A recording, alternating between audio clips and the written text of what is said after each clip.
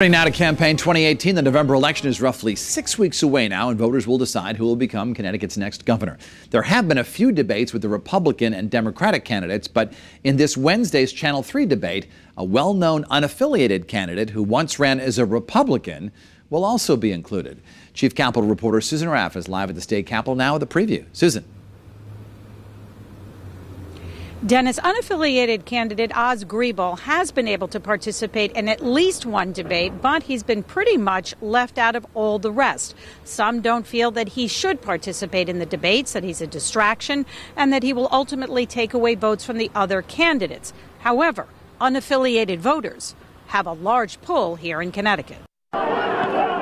Getting squeezed out, to me, is not doing justice. He's been coming to the debates, but for the most part, Oz Griebel is seen somewhat as a fringe candidate. He doesn't belong to a party. He's unaffiliated, and poll numbers show many don't know who he is. But he has collected enough signatures to be on the November ballot.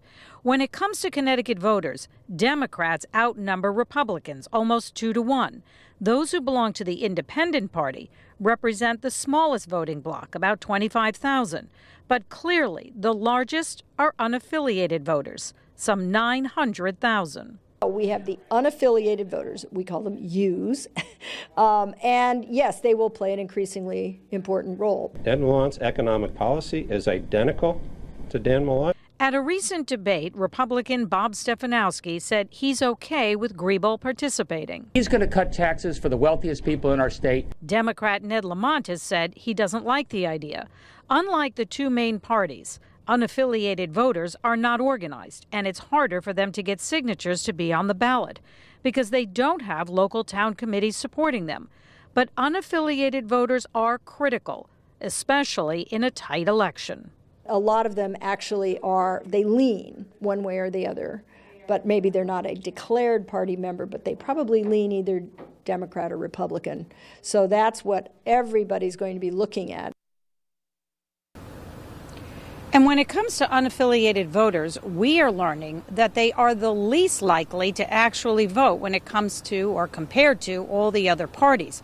The most likely to vote in the state of Connecticut, Republicans. We should also point out that there are other candidates on the ballot, a Libertarian candidate, a Constitution Party candidate, and so far they have not been invited to any of the debates. We're live at the state capitol in Hartford. Susan Raff, Channel 3 Eyewitness News.